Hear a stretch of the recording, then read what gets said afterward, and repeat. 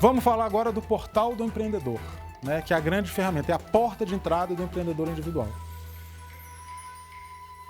Para que essa política, né, para que essa iniciativa fosse nacional, que ela fosse uniforme, para que ela fosse realmente transformadora, para que ela fosse inovadora mesmo, transformadora na vida de milhões, pensou-se numa forma de abertura de empresas nacional. Então não tem mudanças por município, pelo fato de estar num estado ou no outro.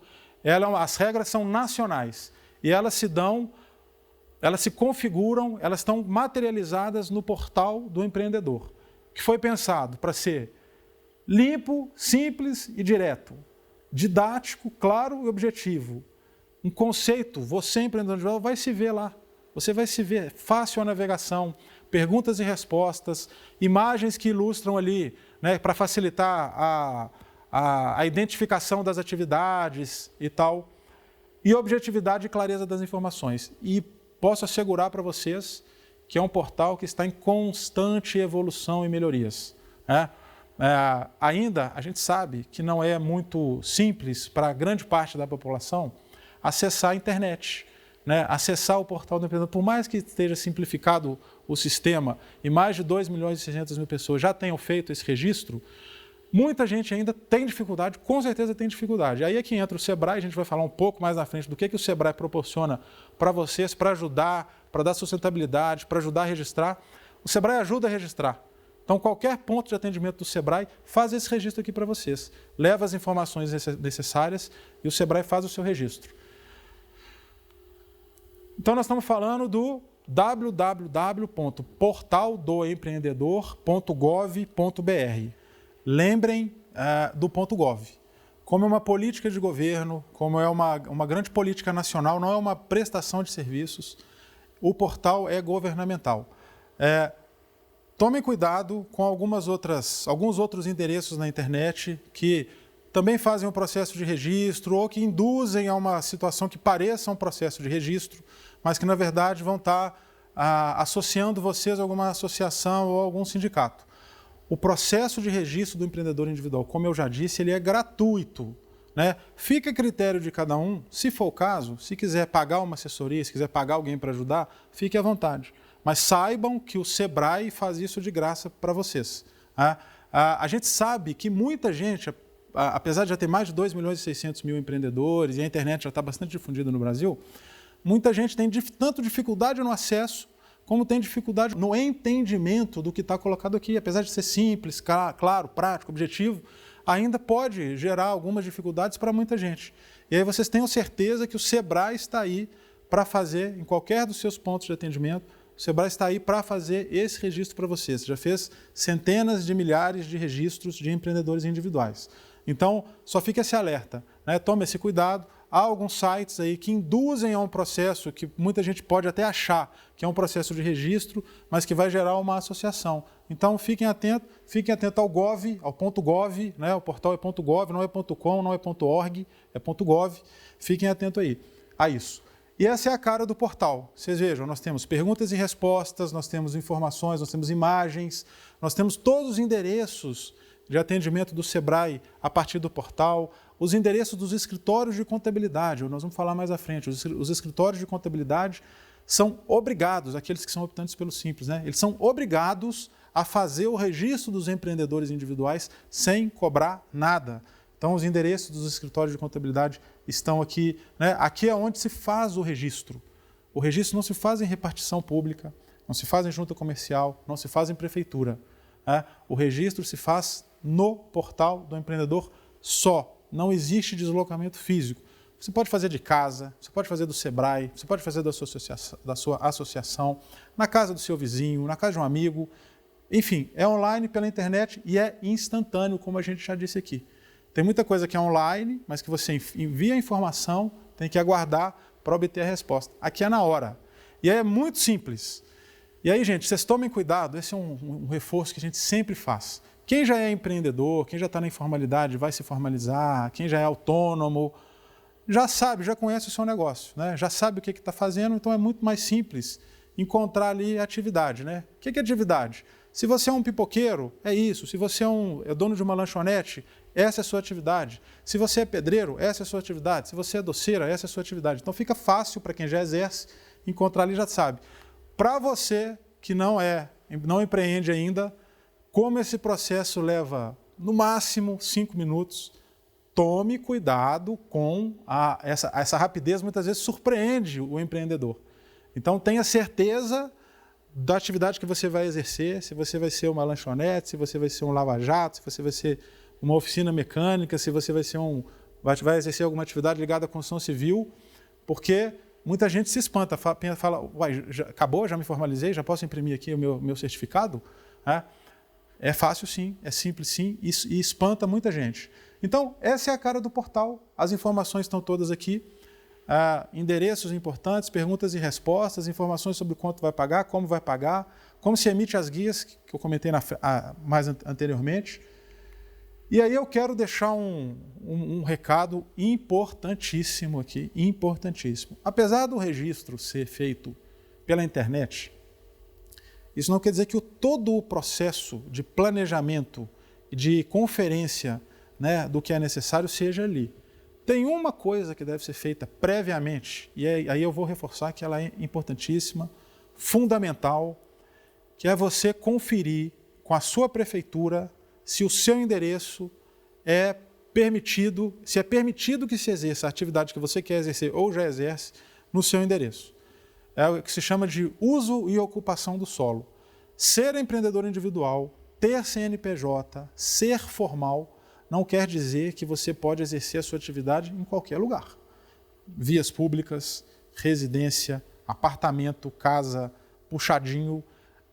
Existem regras e principalmente não estamos nem falando aqui do ponto de vista, né, da burocracia. Estou falando do ponto de vista da coletividade. Né? O espaço é público, ele não é seu ou de outro, é público.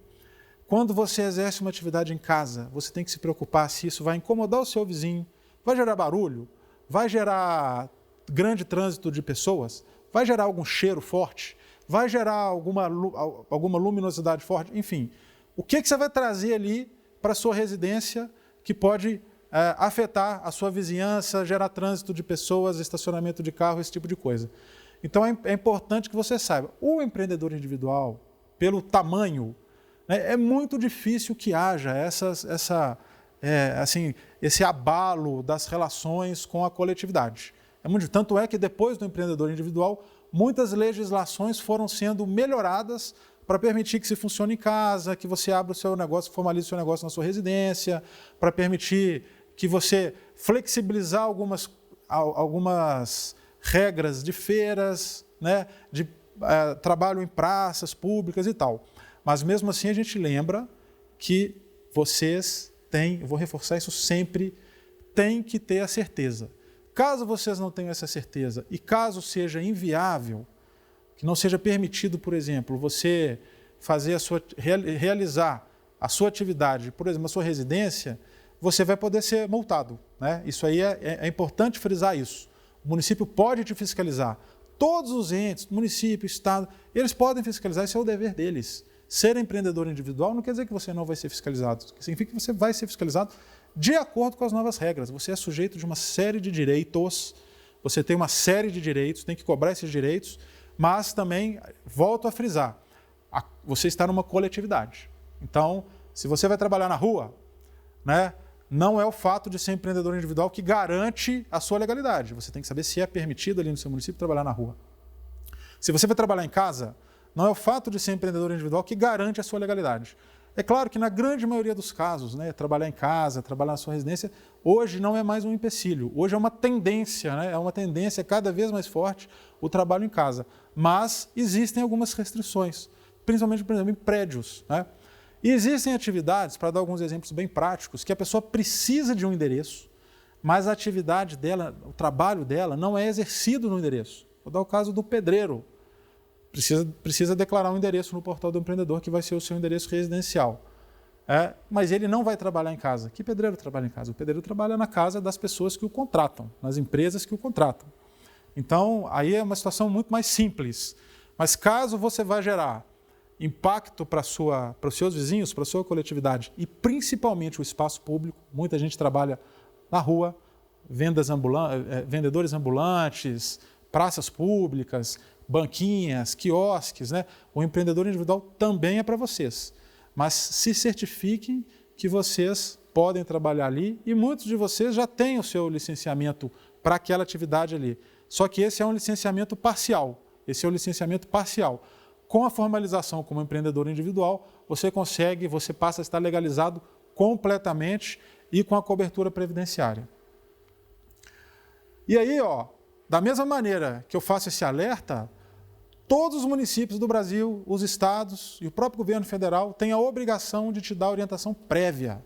Isso, pela lei, deve estar disponível para você. Então, muitas dessas consultas são feitas na forma de consultas de viabilidade. Hoje, muitos municípios fazem essa consulta pela internet. Você joga seu endereço e, no momento ali, você consegue a informação de que que aquela atividade é permitida naquele endereço. Então, da mesma maneira que é necessário que vocês tenham atenção, é necessário que os municípios, que os estados tenham a informação prévia para você e de forma simplificada. E aí não é só a informação, gente, sobre a ocupação do solo, uso e ocupação do solo. É importante que vocês tenham também plena consciência de algumas obrigações que devem ser cumpridas, principalmente no ramo sanitário, em relação à vigilância sanitária. Vigilância sanitária é um tema que é recorrente, importante e que gera uma apreensão porque lida com a saúde das pessoas. Então, venda de alimentos, lanchonetes, cafeterias, alimentos congelados, né? Coffee breaks, precisa de alguma atenção com relação às normas de vigilância sanitária. E é importante que isso aconteça previamente. Eu falei já em alguns momentos, fizemos aquela reflexão lá na frente sobre o porquê das empresas de contabilidade poderem ser empreendedores individuais, poderem ser optantes pelo Simples. Falei um pouquinho, mas agora eu vou colocar para vocês a grande vantagem que a sociedade tem com isso. O setor tem uma grande vantagem porque tem uma redução de carga tributária e uma desburocratização imensa. Mas por que, em termos de atividade regulamentada por lei, só eles podem? Foi feito como empreendedor individual uma política, como eu falei já, uma política pública, uma política governamental, uma política de Estado, que envolve as 3 esferas de poder. Os contabilistas entraram nessa política como uma grande fonte de suporte e ajuda para os empreendedores individuais. Então, ao mesmo tempo que eles podem optar pelo Simples, podem ser empreendedores individuais, eles têm a obrigação de fazer os registros dos empreendedores individuais sem cobrar nada. Bata na porta, vá lá no portal do empreendedor, consulte os endereços dos escritórios de contabilidade que são optantes pelo Simples, eles estão lá, bata na porta de qualquer desses escritórios e fale, eu quero ser empreendedor individual, eles devem fazer o seu registro sem cobrar nada. O Sebrae também faz sem cobrar nada. Com certeza algumas associações de classe, sindicatos fazem sem cobrar nada, né? E você tem a opção também de procurar um profissional que vai te cobrar um valor e vai fazer o seu registro também te dando algumas orientações. Fica ao critério de cada um. E aí pode acontecer de algum ou outro escritório não aceitar prestar esse serviço sem cobrar, você pode denunciá-lo no portal do empreendedor, porque ele tem que fazer isso por lei. E aí, além disso, os escritórios de contabilidade, as empresas contábeis, também vão ajudar muito essa política, fazendo pesquisas junto com a Secretaria da Receita Federal, junto com os estados e municípios, e promovendo eventos de orientação fiscal. Então fiquem atentos aí para isso, que esses eventos gratuitos para orientar os contribuintes.